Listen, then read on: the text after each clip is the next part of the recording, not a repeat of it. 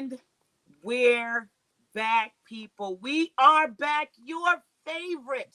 And I'm never lying all day, every single hour. Episode 115. It's 115 in the things, baby. How much do you love us? Gotta shout out to my main man because we're back. He's back. We're newly and technologically advanced. If you're watching us on StreamYard, it has nothing to do with me. It has everything to do with him. Tristan, we back, baby. How you feeling? Good to see you. What's going on? What's going on? Good to be seen. Good to be here. It's another Tuesday. A lot of sports. We're testing out this, StreamYard, like you said. Shout outs to StreamYard.com for having this kind of platform where we can do this and just advance and develop and grow more. So I'm excited about this, and I'm excited about our guest that you're about to introduce. So this is going to be a fun one. We took a little bit of sabbatical. We took a week off. We got a little bit refresher. I didn't call For you. I sure. kept my word. I let you be You on did. You vacation. did. So we're back. Good to see you. Our special guest, my favorite honey from the West Coast, my good friend. I'm glad to call her a friend. I hope we are. If not, I use the word, but deal with it. My friend, colleague, she is the founder and co-host of Girl Chat Sports. If you've never seen it, you got to make sure you see it. She got a great partner in crime, too. All the way from the West Coast, 3 hours behind us. I mean, the sun's going down here. What can you do? It's always beats beating on the East Coast. There's so much time on the West Coast. Melissa Ferris, Mel, as we Hey, like to call hey, her. hey, what's up, guys? Welcome to the video streaming world. You are rolling with Ramos. Yes, I love it. Thanks for having me on. And a big shout out to my co host, Mo, who couldn't make it. Of course, we do, all of us have our jobs and careers and such. And so I know that it's hard to schedule around particular shows and times, but big shout out to Mo, who's out there, and hopefully we'll check it out at some point since she's busy at work today. I can never have my people call her people. It's always a problem. I know, I So know, half I the know. time, if I can get half of one of y'all, I take it. Yep, yep. This week, episode 115, because as you guys know, we named the episode as after the person that wore the jersey. We're retracking and retaking our footsteps because we already used a couple of people. This week, we pay homage to an American former professional basketball player. He played for two teams, the Baltimore Bullets and the New York Knicks, during his career in the National Basketball Association. Both teams have retired his number. Due to his on-the-court success and flashy style of play, I'm going to give it away because you're already going to guess who this is. Due to his success and flashy style of play, he was given the name Black Jesus. And Earl the Pearl, he was inducted into the Naismith Hall of Fame in 1990. Episode 115. I gave it to you. The Earl the Pearl, Monroe edition. Now, I got to, before we get into the NCAA tournament, we got to talk. Well, wait a minute. I'm going to save it. I'm going to save it to the end. But I always got to get your vantage point on this, Mel. So I'm going to save it to the end. Let's get into the NCAA tournament, people, because this is the front runner. This is what you've been waiting to see. Given the parameters of this country this time last year, the first thing that broke our hearts before we were stuck in our homes for hours and hours and days upon end was the fact that the NCAA tournament, the Christmas of the spring, was taken away from all of us. And the next thing you know, NBA followed suit. So basketball in general, sports in general around this time took a big knock to the coronavirus. It has told the coronavirus, I will play now, you will not stop me. If we get it, we'll deal with it, and we're going to keep going. The NCAA tournament, those brackets are busted, baby. They're gone. Rip them up, kaput, throw them away. It's trash can. Every year, I don't know why you tried. The brackets are gone. Mel, we're going to start with you. All these different questions. How do you feel about college basketball's return to its beautiful big stage? Biggest takeaways on both the men's and women's side. What have you watched that surprised you? What have you watched that disappointed you? Well, first of all, I'm glad it's back because here's the deal. I love my school. I'm a Husky, University of Washington, so I watch my college hoops throughout the season. However, I don't watch all college hoops throughout the season. So March Madness is like, okay, time to reset. Like usually I don't watch the NBA too hard until NFL is off. So it's kind of like where my reset button is. So I start watching hard coming close to March Madness for college basketball. Last year, I really, obviously, we all didn't get to watch that. So I didn't really take part into, keeping tabs on people. This year, I'm just glad it's there. I didn't really keep up much with it just because the season was crazy. I mean, there were so many COVID things that are happening, players, coaches, games being delayed or canceled. Even now, how some of the teams didn't come into the March Madness because of COVID. Referees were not allowed to be back into the bubble of Indianapolis because of COVID. So for me, I'm just glad that it's there. I'm glad that we're able to watch. I'm really excited for the Pac-12 men's programs because even though my team wasn't in it, they are representing hard. We got 4 teams in the Sweet 16, so I'm really excited about that. Um, of course, we got to give it up to Loyola. Loyola, what's that part of? Oh, gosh, I'm brain farting Chicago. here. Loyola Chicago, yes, of course, and Sister Jean. Shout out to Sister Jean. Man, Where if I can could I have, get a Sister Jean? Because she is magic, baby. I just need her on my side 24/7. First of all, to live to be 101 years old and to be a fan and going to games at 100, like that's the life I want to live. Like, do I need to join the convent to get there? Because I mean, it's like to be 101 going to games, like come on, like that's the life I want to live when I get older, being old and at basketball games or rooting on my teams. Like you can't beat that. So I'm glad for that. I've been impressed with some of the women's basketball games. I know some of them didn't turn out the way I'd hoped for, but I'm always rooting for the underdog when it comes to March Madness. I don't, unless it's my personal team, I'm rooting for all the underdogs. I want to see upsets. I want to see brackets busted. I mean, like you mentioned, there was no clean bracket after the beginning of the second day. None.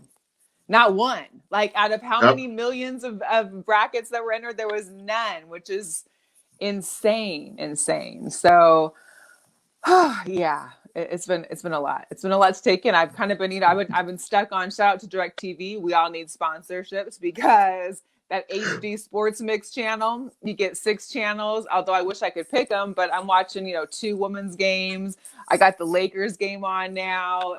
They were even Right. rerunning the UCLA and not UCLA, the Ohio State game that they lost, and that was a great upset. That was unbelievable. I particularly am hurt because, one, Georgetown's gone. Great, great for what they did. Patrick Ewing, Dikembe Mutombo's son doing his thing. For what they did, it's great feats and great heights. And that program, we can finally see is going to progress and be what it used and add to the legacy and John Thompson of what it used to be. So shout out to them, but they got eliminated, and By the then Maryland Pac-12. gets eliminated. Ha Sorry, Maryland had to gets, go there. Had to go there.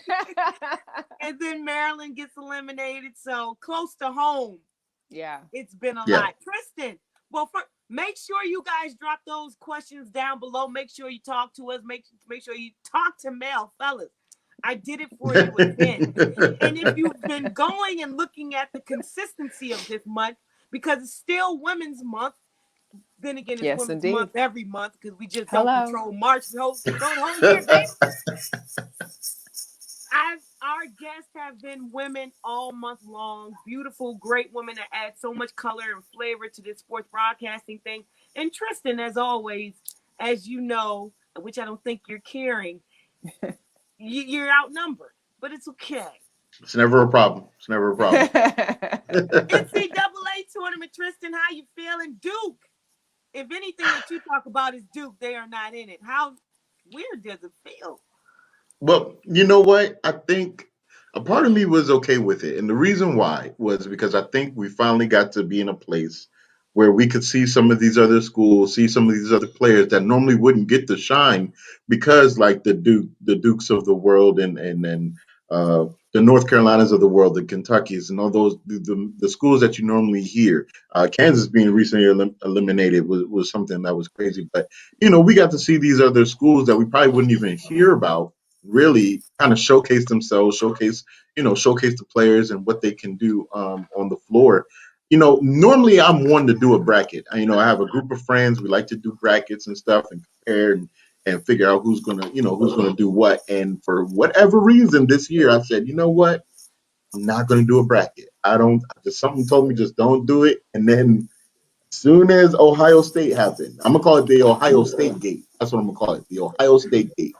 When that upset happened with Ohio State, and everyone just basically just did this with their brackets, just ripped it up because no one really saw that coming. And so I was glad that I didn't have to experience that heartache for myself this year. I was just able to sit there and watch. If you have the gift where you see somebody that got shades on and you just watch the flames take place. That's how I felt. I just saw the fire and the flames take place of everybody's brackets going up in smoke. So it was definitely entertaining to say the least, for sure. Oral. And then we got Syracuse. When last time you heard Syracuse name besides Carmelo Anthony? Now he's online talking about some let's go Cuse. This is getting a little bit funny. But before the NCAA tournament and all the games took place, it started with a little bit of a controversy that I feel shouldn't have never happened. And how did it happen? And how can you miss this? It's inexcusable. But it got fixed. Women versus men weight room. Let's go into the weight room, everybody. Criticism. NCAA upgrades weight room for women's basketball players. NCAA apologizes over stark differences between women and men's facilities. Fans and players were outraged after a social media post showed the extreme differences between training facilities at the NCAA basketball tournament. In a tweet, the weight room has arrived. The NCAA women's basketball account tweeted Saturday afternoon, let's go. They finally got their weight room, ladies and gentlemen. That Friday, previously, the NCAA apologized after images and videos surfaced on social media this week showing the weight room. It appeared to consist of dumbbells and some yoga mats, while the men's more lavish tournament weight room was stocked with rows of weights and training equipment. Lynn Holtzman, the NCAA's vice president of women's basketball, promised to have improvements in place by that Saturday morning. She did. We fell short this year, Holtzman said during a press briefing.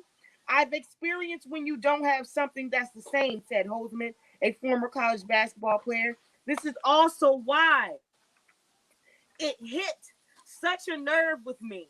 There's an accountability aspect as the conversation moves forward that is in front of my mind. Honestly, there is no accountability if you do what you're supposed to do anyway. Why we got $5 weights over here in the water fountain, and the dude's got a whole planetarium of weights and water boys over here? Sabrina Ionescu said it best. NCAA, you made it clear that you know where you're going with this, where your moneymaker is, supposedly. There was much backlash behind this. There shouldn't have been backlash because it should have been done the right way. In all retrospect, Mel, you shook your head first. How you feel? I mean, what I was going back to, and I posted about this earlier, was that what happens if there was no social media? Like, had this been 10, 15 years ago when we really weren't paying attention to social media, or there wasn't really no one on it, we would have never known. And they would have been stuck with literally 10 weights that ranged from like 3 to 15 or 20 pounds. There was literally one rack. That was it. One rack of weights for how many women?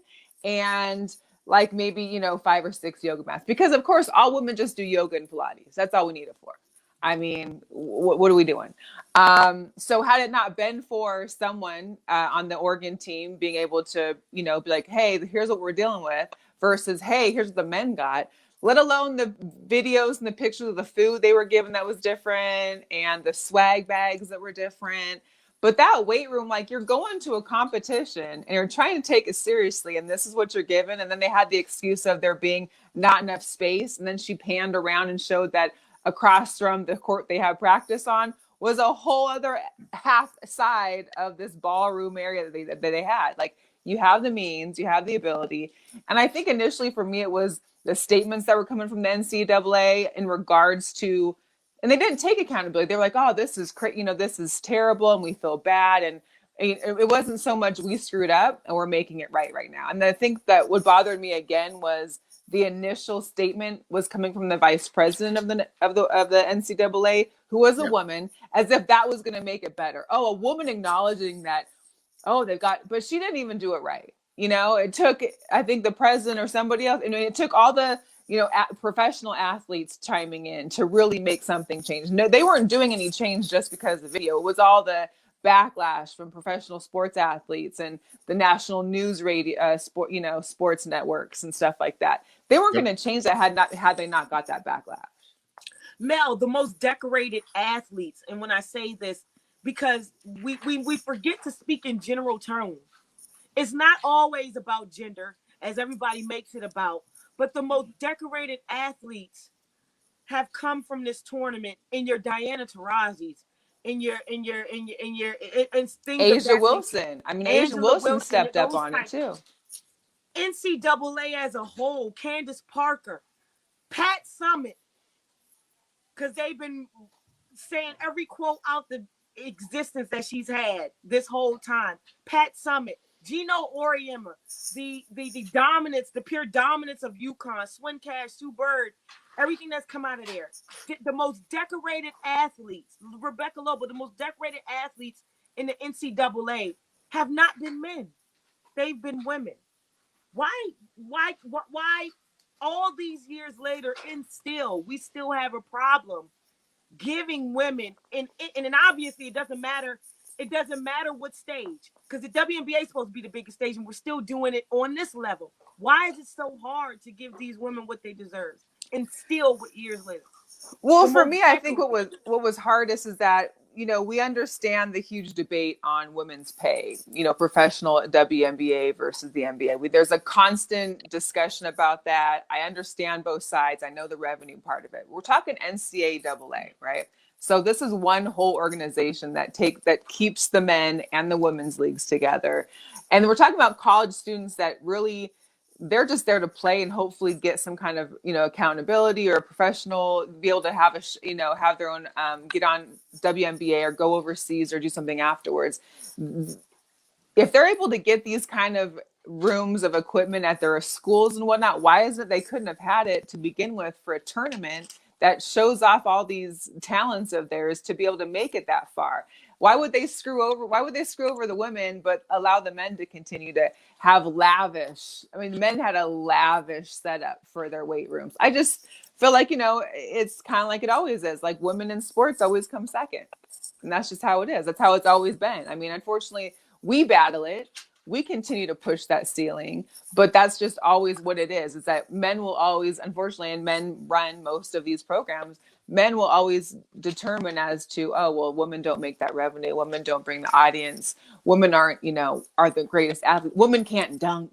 I mean, it's always some kind of issue as to why women aren't able to get those, which is unfortunate and terrible. And I think as we continue to work, I think there's been more changes with women in sports in the last couple of years than there have been in the last decade in regards to ownership and head management and just the credibility that they're getting. But it's still, it's like we're taking baby steps trying to it's like we're all gathering under the roof trying to push step together.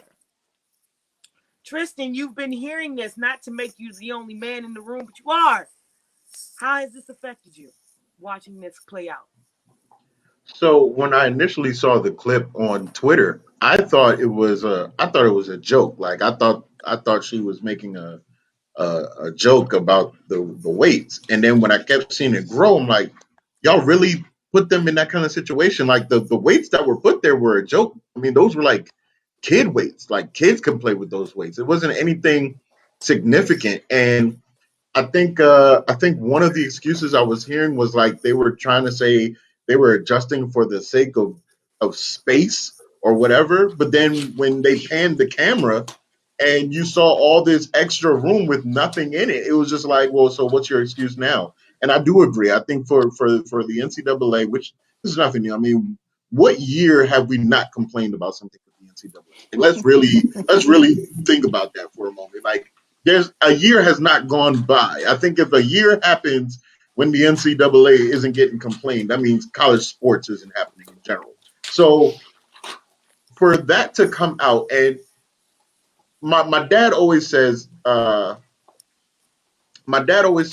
you're gonna be in trouble more if you know what you did, but you were if you know what you did was wrong and try to fix it after. Like, and that's how I felt about it. You knew when you set this up originally that it was bad idea. It took Like, one person to set it up. Let's Yes. be honest. Like it did, usually there's like a whole team that sets these things up. One right, person was in charge of setting up that weight room. Like, right, right. And so it's just like, They you went know to that this was $5 going to be below. bad. Set up You that know you knew, like, you knew this was going to be a bad idea, but someone in their right mind, like you said, Mel, one person just put that little weight stand and said, boop, all right, cool, we good. done. Great job. We're done. And then because even more so, the turnaround of when they fixed it irritated me more because I'm like, well, you could have just done this in the first place, right? You could have just made this right in the first place. So it really was disheartening, especially when we're in a time now where social awareness, as far as for women in sports, in broadcasting, and everything that you women are doing and doing an incredible job of, you would think that there would be a level of sensitivity uh, in regards to how you're treating the women athletes in contrary to the male athletes. They should get just as much of the same kind of treatment, same kind of facilities, same kind of access to what the male athletes are getting. Because also what didn't get put out there was the food that the women were getting as well. And I'm going to put that out there. The food was terrible. The food was worse than the refact food that we used to get at Morgan McDowell back in the day. Like, it was bad.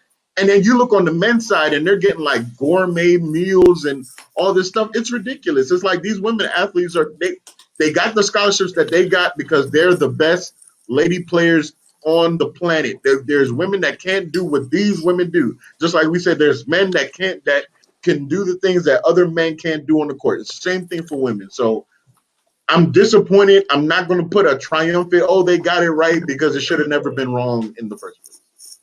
Tar J, and I'm gonna call him Tar J because you know you can't just go into Target and get one thing. They would have done it better.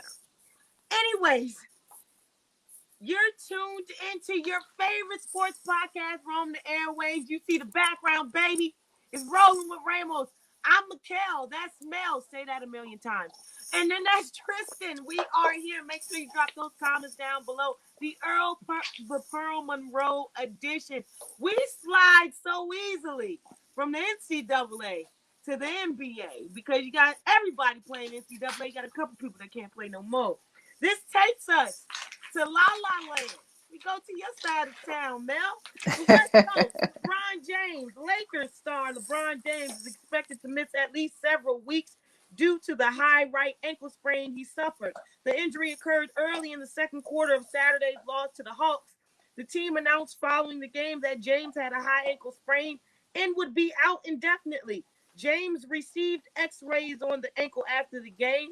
This is according to ESPN's Dave McMenamin, which came back negative.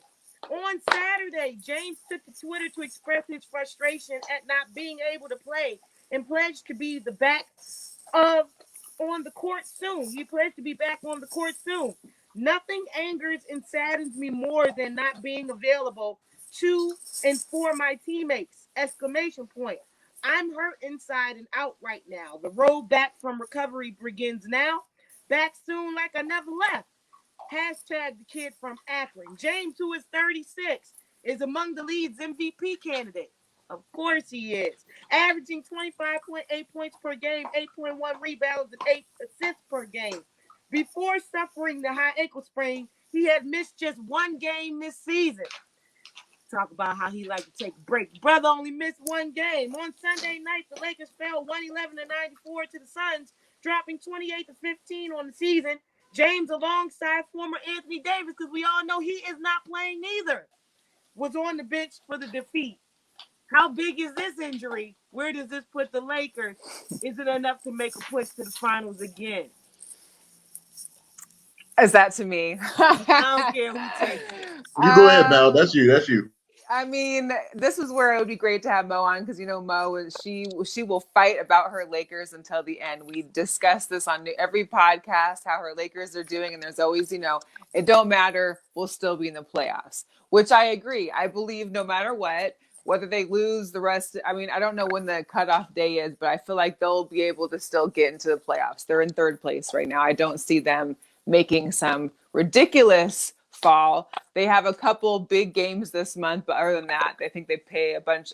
Most of them are under 500. I think they play like the Bucks and the Sixers are up next or something. So that would be interesting for March. The only thing is, how far do you slip in that top 8 where now you're going to have to go against the 1 or 2? And even though it is the Lakers, and yes, they may have LeBron back by playoff or, in a month or by playoffs, and they could have AD back by then too. What does that mean when you're having now to go against someone that's been going hard all season and is now in first or second place? I mean, if they slip to a 5, to a 6, that's not the first round they would have wanted. They would have wanted to be in that first 3, in the first round. They're not going to want that. And my joke, because I'm a Laker hater. I'm a self-proclaimed Laker hater. I've been my whole life. Magic Johnson, It ain't Irvin so. Johnson, yeah. Ah, All of that. I mean, I've been a Bulls fan. You see what I got. I mean, I've been the Bulls fan. Like, there is no other team to me. okay. But I will give him. My only thing was I was thinking it was funny is that maybe LeBron needs to give Tom Brady a call and get on that TB12 because maybe it's time that he start really taking care more of the body in a different way. I don't know what it is that Tom Brady was doing, and maybe it's but hey, maybe he needs to give him a call to ensure he gets his next ring. Ooh. Tristan, she gave you an earful.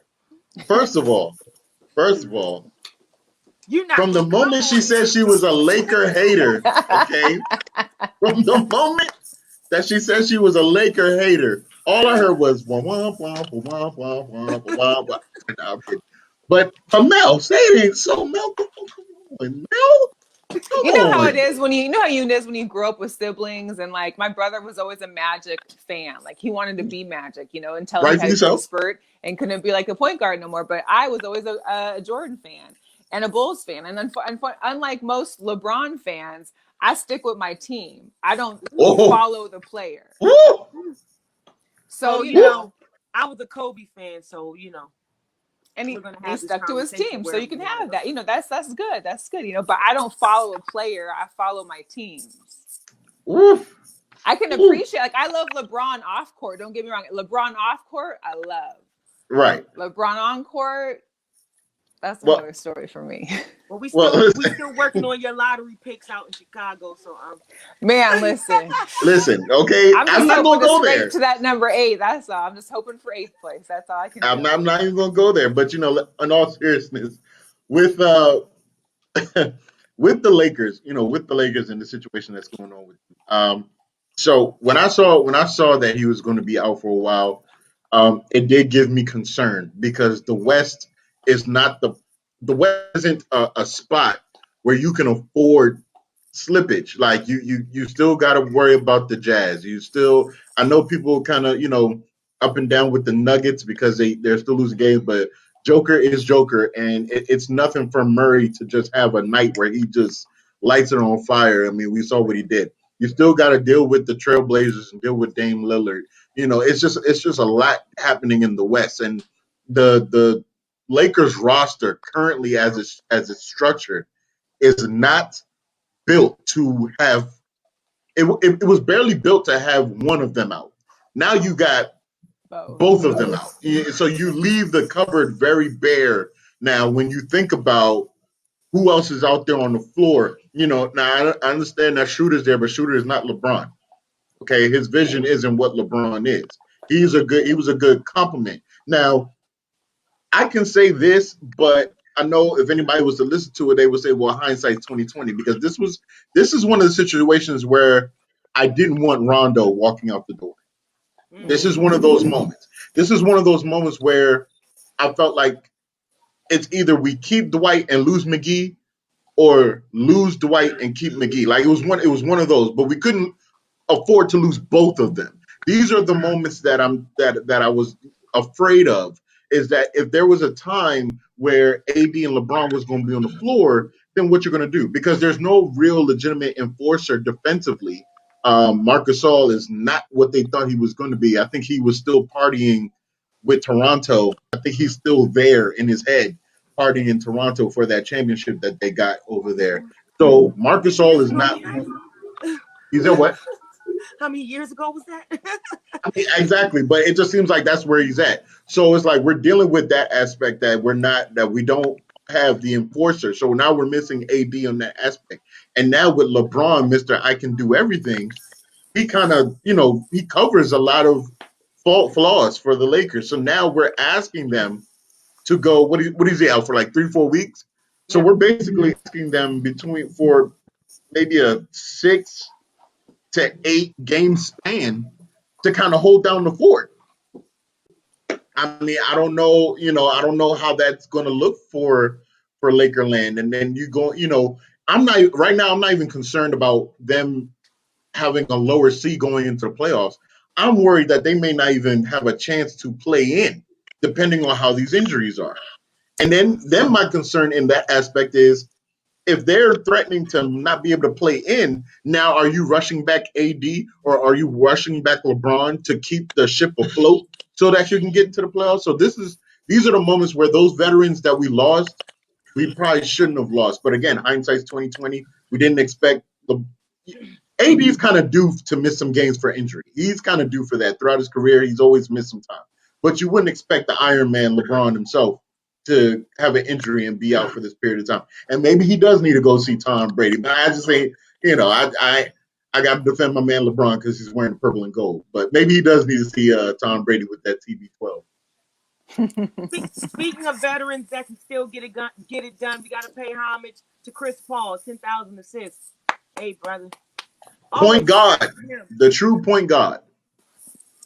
15.9 points per game, 6.1 assists per game, 5.9 rebounds per game, and 1.6 steals per game. If these numbers mark the end of a rookie season, it was nothing short of amazing.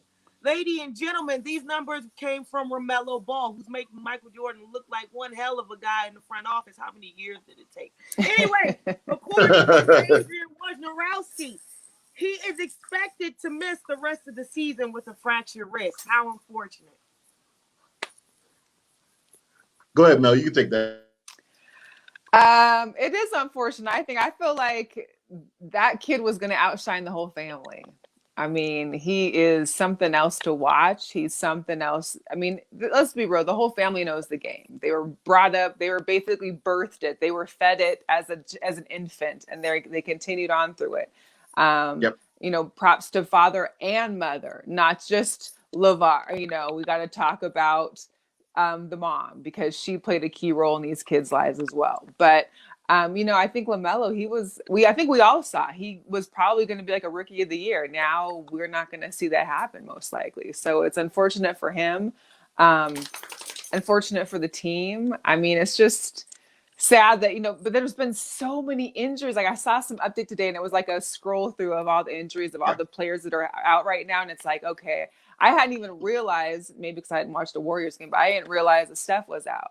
And then you got LeBron out, and you got AD out, and Clay's still out. And I mean, the list goes on, and Giannis out. It's like, well, why am I watching anymore? Like, who am I going to watch these days? It's like, because for some people that are those players, I'm following a player. If your player is out, you don't really have the want or necessarily the need to want to watch the games anymore.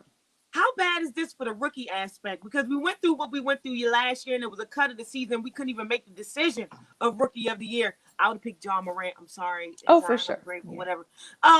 You couldn't even make the decision, and now we have one of the best rookies who can't even finish the season. Mm-hmm. It's sad. Yeah.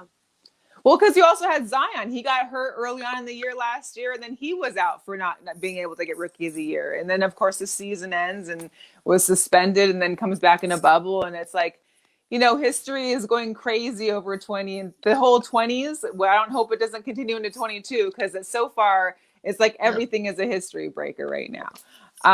But it's sad, and it's almost like, well, I personally don't know another rookie that I'm looking at. Like I haven't followed it enough. I haven't looked at all the rookies, but it was always LaMelo. Like I figured it would be him. LaMelo can't ball no more, Tristan. Talk about how unfortunate that is and his transgression in the NBA. So when I saw it come over my phone that he had the injury to his wrist and was out for the season, I was truly saddened for him because um, he was showing out. I mean, he was showing out when he wasn't starting, and it was just a matter of time. Like I think people were just kind of like, okay, you should probably start him because when you put him in to relieve Terry Rozier, it's a different beast for that team.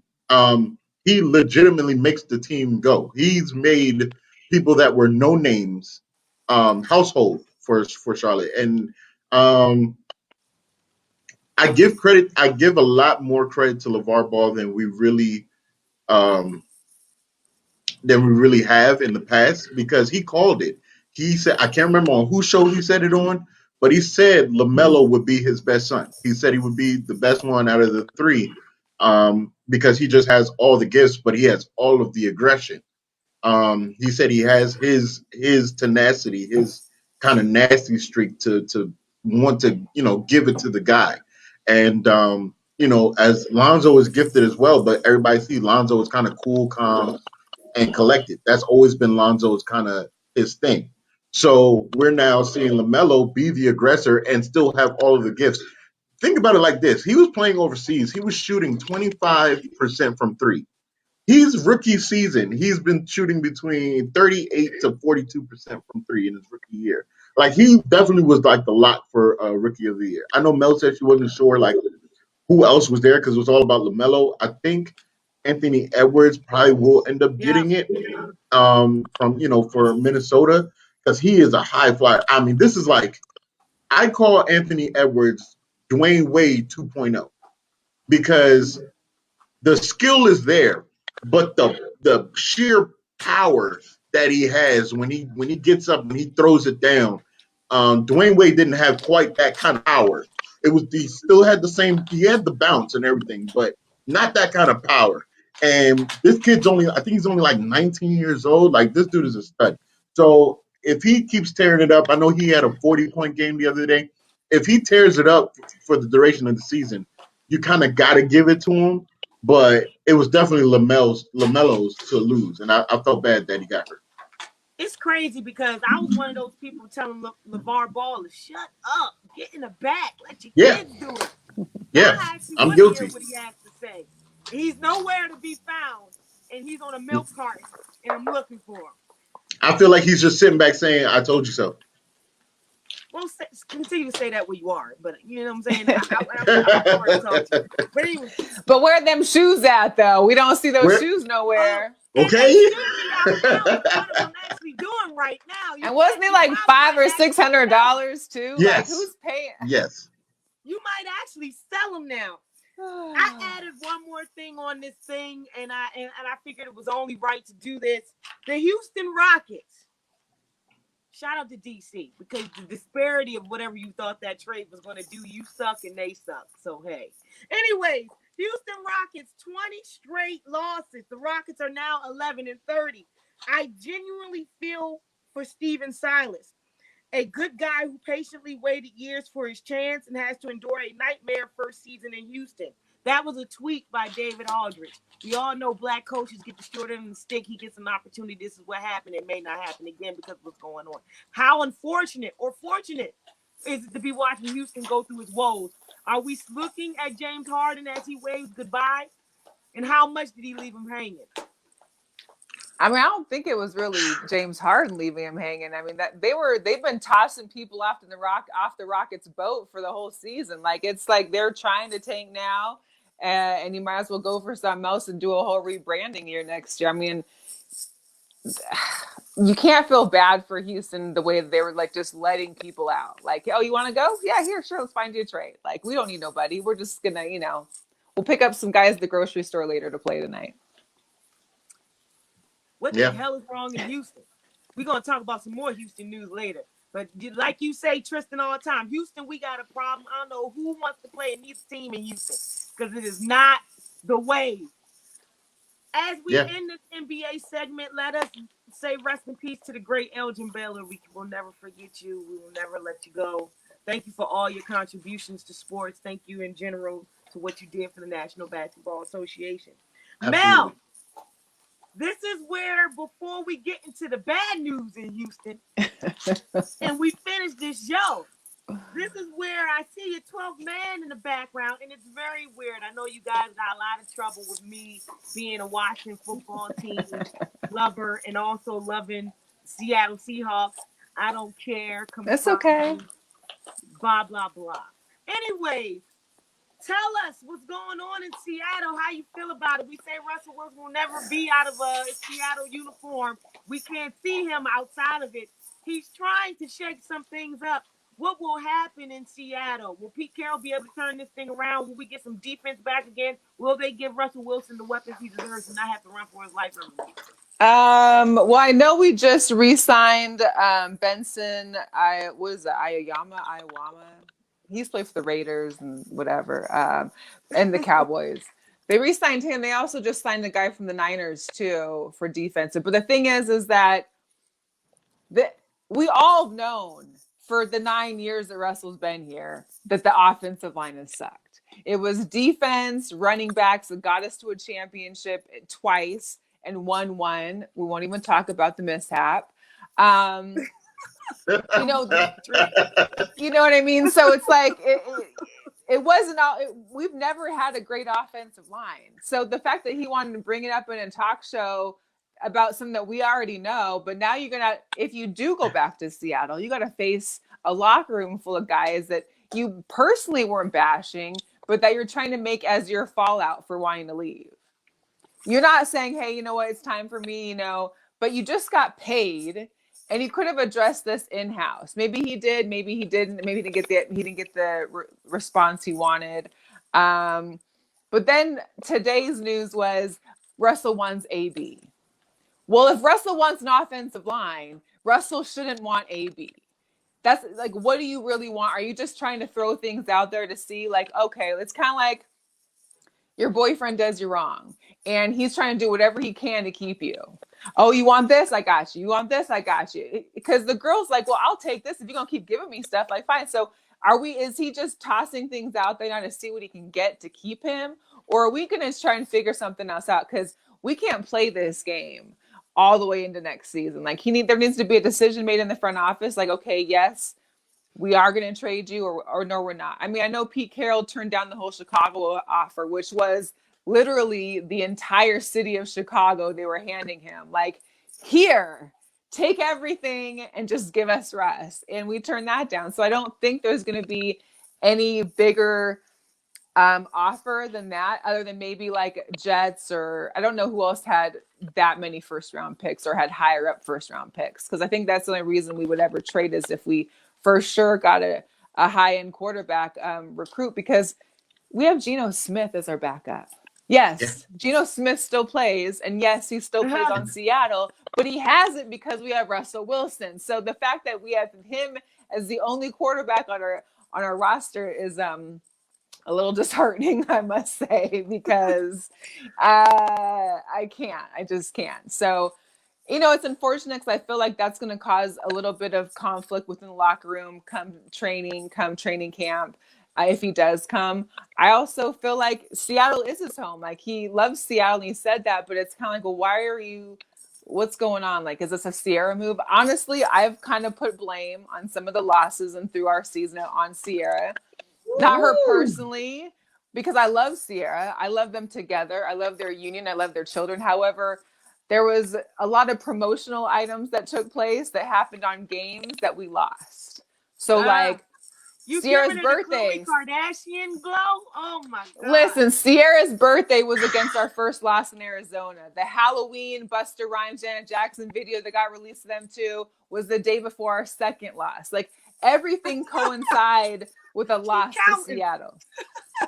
I'm just saying, go back, check history, because every post that was an Instagram or some kind of Twitter post with them two promoting something like the Russell and Sierra fragrance that happened the night or the day before the week, into the next loss of Seattle. So it was like GQ magazine follow alongs too. Yeah, it was a lot. So Stay home and watch it on TV. It was a lot. I personally hope Russell can stay. The thing is that our salary cap is crap and we have 0 draft picks. So if anything is to be made, he has to come out of his pocket and restructure his contract to allow us to try and get some of those moves. And whatever picks we may have in the 3rd or 5th round, I know our management does well at recruiting. Like we've picked the 5th round guys before. I mean, Cam Chancellor was a 5th rounder, Earl Thomas. I mean, even Russell Wilson was, I think, 2nd or 3rd round. So they do homework and find great guys that can do well.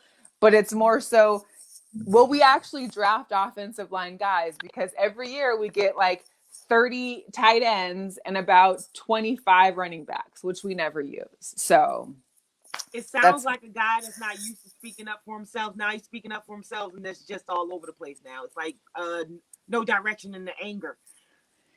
It's a lot. And the thing is, I think a lot of it falls on Pete. Like, I love Pete Carroll, but if this season doesn't work out, I think he's the next one to go. But ultimately, they all got to come together because if we want to make this work, like either you got to start forming the plan again around a different quarterback, or you got to start working with Russell now, restructuring the contract and moving forward. Mel says, get it together, basically. Figure out what the hell you want to do and let's have us move on, because as 12th man, we about to become nothing because you're racking our brains. In 1 yard line, beast mode, Tristan, I know how you feel. And that's why I was laughing at him, because this man turns bright yellow when it's time to talk about that play. As you call the worst play in the worst play in Super Bowl history. Oh, the worst play call. Sports history. It is. It was. I mean, the thing is that every Pee Wee football coach knows that was not the play. It was you had 3 to 4 tries to get it right. You could have used that at the very last try. Listen, Mel, I've argued this before, because there's some people that believe that he made the right call. I went back and watched. It was 2nd down when they did that play. 2nd down at the 3-yard line, and you got beast mode. No. I'm giving it. If there was a 5th down, I'm giving it to beast mode. He's getting every single shot to get in there. Don't get me started. I also like to call these my Goodell conspiracy theories, because I feel like it happens a lot. Like how the Panthers went 16-0, but lose in a dramatic fashion in the Super Bowl. Like I feel like there's always, and I feel like this was it. Marshawn was talking about, hey, I'm only talking so I don't get fined. And guess what happens? He doesn't get the ball in the end zone. They did not want Beast Mode to be the MVP. They did not want that to happen. And I love Marshawn. Like national treasure. Yes. National treasure. Yes. You brought up so many names about 5th, 4th round picks. You said Cam Chancellor, the next thing that we had from Sean Taylor. I love you, baby. Yes. I'll never forget you. One day I'll meet you. Hey. Anyways, last but not least, we end with some controversy, because it's one thing to have your professional life going in shambles. They're trying to hold you hostage. You don't know who you're going to play for. Next, you're talking about retiring. And next thing you know, your whole personal life is on Front Street. And now your personal life is going to impact your private. Now your personal life is going to impact your professional life. And they actually are going to have to be able to say something about it, which will take away from anything you would have won in your personal life. Did anybody get that? Anyways, a 14th lawsuit alleging sexual assault and inappropriate conduct was filed against Deshaun Watson by a woman who says she believes the Houston Texans quarterback is a serial predator.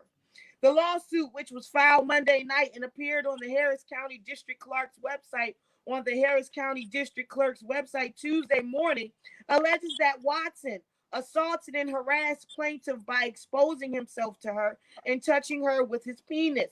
The incident took place in California, just the second of the 14 allegations to take place outside the Houston area.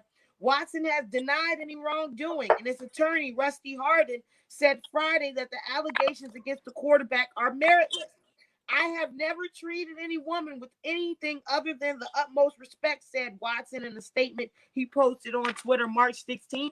Last week, the NFL spokesman Brian McCarthy said, if you're worried about his day job and what they said about it, he said that the matter is under review pertaining the league's personal conduct policy. And the Texans said in a statement that they would stay in close contact with the NFL during this investigation. Man, you getting it on both sides of the field. Mel, how do we feel about Deshaun Watson? We were just praising him, saying what he deserves, and now here we go with this. You guys can hear me okay. My battery started dying, so I just take out the earphones. And anyway, there's a few points I have this. And let me just first start by saying there is no time to be, I am not, every allegation and accusation of molestation, rape, sexual abuse should be reported, and it should be taken seriously. And I want, and if these things happened, I want that to be known as that I'm here to support. It's Women's History Month. We want all women to feel safe. No woman should be attacked, should be involved in these type of situations. So I want to say that first and foremost. However, you know us, being in the sports industry, being in the media sector, we see a lot of these allegations all the time because they're going for money. They're trying to discredit the athlete, and they come out not winning because it was not accurate or it was not truthful. The other thing that I thought was an issue is that these are all in civil court. There has been no criminal charges put against Deshaun Watson.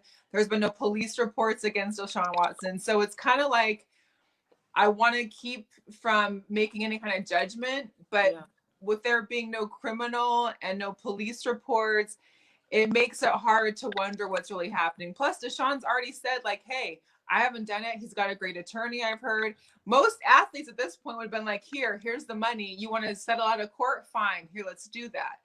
He's not doing that. He's not giving up no money. He's like, this didn't happen. This is not what I do.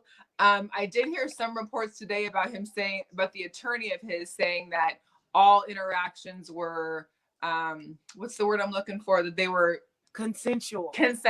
Yes. Which was a little bit shocking to me, because now it makes it sound like, okay, you have had these interactions and now you're saying they're consensual. So that's a little bit more concerning, because before it was like, it didn't happen. And now it kind of maybe has happened. And if it did happen, it was consensual. So that's a little concerning. And also there was a big issue at the text coming up. Well, they have text messages that were exchanged. And my thing is, I exchange texts with my masseuse. Now, how it's more the context of those messages. Were you talking about your massage, the time, the appointment, you're running late, whatnot? Or were you talking about, hey, I'm sorry for exposing my penis at you? I mean, those are the things that I'm wondering, what's in the text message? Because if that's the case, that could give us a little more understanding as to what's going on. He also slid in the DM, one of the women said, acting like nothing happened, time passed. But here's the deal. If you're Deshaun Watson or any professional athlete, why are you sliding into DMs for massages? Why aren't you going to a massage parlor? I mean, if you're looking for a happy ending, you know where to get one. Okay. Or if you're looking for a real massage, you go to like a very, someone on the team. You got training teams and your facilities that offer massages as well. So if it's a therapeutic massage, you could probably get one of those people as well. I'm just all confused by it. And I also, again, I've, not to disrespect or discredit any woman that's had putting these allegations out. It's just like, for me personally, I can only speak for myself. If something were to happen to me, it's getting reported then, or if I'm in shock, or if I'm having to get through some feelings, it's not taking a year later to report something that happens to me about this. If you're going to a masseuse, or if he felt so comfortable to continue contact with somebody that he's abused, it's also like, did this happen sensually, and you just used to this type of interaction with me? Tristan, we've been talking about Deshaun Watson. We've been waiting to figure out what's going to happen in his professional life, what team he's going to go to, is he going to retire? We've been talking so many praises about him. Then this comes up. Does it shatter all that? Where do you put all this? Where's your mind taking all of this? Deshaun Watson is not the good guy of the year, is he? Well, okay. First and foremost, what I'm going to say is this: is that I agree with every sentiment that Mel stated in the beginning of her statement, as far as um, any kind of um, any kind of sexual misconduct, any kind of um, inappropriate behavior, whatever needs to be reported, should not be kept away no matter what. You should absolutely report it immediately when it happens. I know that's easier said than done. I know there's all kinds of circumstances when you're dealing with people that are in the public eye. I get all that, but we have to get to a place where we can have these things be reported immediately so we can weed out those that are um, committing these acts and make sure that they're not in the public eye, make sure that they not have the liberties to do these things because it's not right. Um, so I'm going to say that I also believe that I am very particular about this situation because I I don't want to come off as someone that doesn't believe. I feel like if you're going to make an accusation like that, I have to give you some kind of benefit into what you're saying.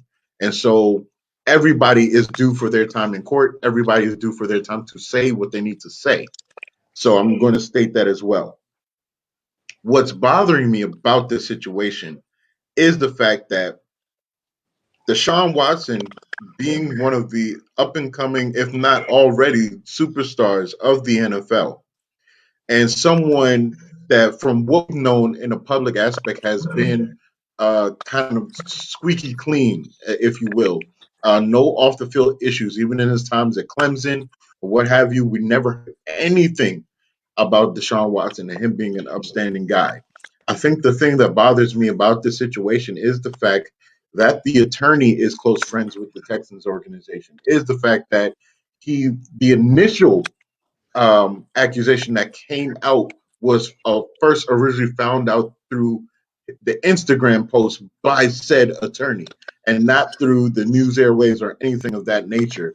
And to compile all these things and to have now, I think we're up to what, 22 potential women that are coming out to say that Deshaun Watson was sexually inappropriate with them or sexually assaulted them or what have you. For that to be the talk right now in the middle of him wanting to be out of Houston, in the middle of him after now signing the big contract during the offseason, all these things that are taking place, it just seems a little off to me. But again, at the same token, I'm really trying to tread about this topic because I don't want to come off as someone that's being insensitive to what might actually be true.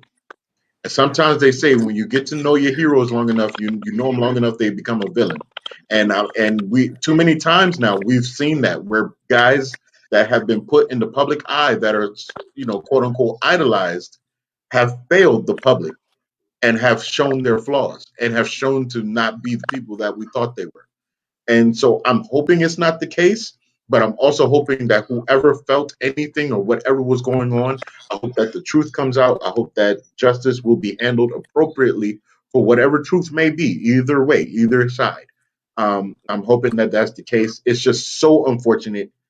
As a fan, I'm really hoping it's not the case, but if it is, then it needs to be handled accordingly. And let me also say this: the NFL, regardless of the situation, the NFL has to make some kind of statement now, regardless of where they're at as far as the court and the attorneys, as far as what they're going on. The NFL, the Shield, has to make a statement today. You have to speak on this matter and go about and handle it accordingly because right now what it's looking like, you're just kind of sitting back and waiting to see what ball is going to drop. Either way, you have to make a statement because regardless if he did it or he didn't, something happened that put him in a compromising situation where these women can come out and say these things in the first place. You have to act on it as being part of the shield, as being the shield. And you're saying protecting the shield, and you've been campaigning and saying that you don't stand for these things to take place. You now have to stand by what you say.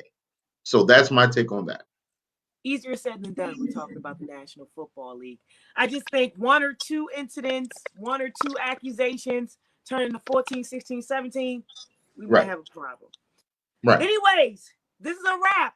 Episode 115, Mel and Mel. Mikkel and Mel. We need to figure out something that might actually work and be that annoying jingle that people can't get out of their head. Right. I cannot. But anyways, tell the people where they can find you. I'm always giving some free publicity. Tell them where they can find you and Mo. And you're literally a guest in my home as I point to it. So you always come back. Tell us where they can find Yes. You can find us. We go live every Wednesday, 7 p.m. Pacific time, 10 p.m. for you guys out there on the East Coast. It's live on YouTube, Facebook, and Twitter. You can also catch the rerun of it as well as all the audio on your favorite podcast platform, whatever the one it is. I'm sure we're there.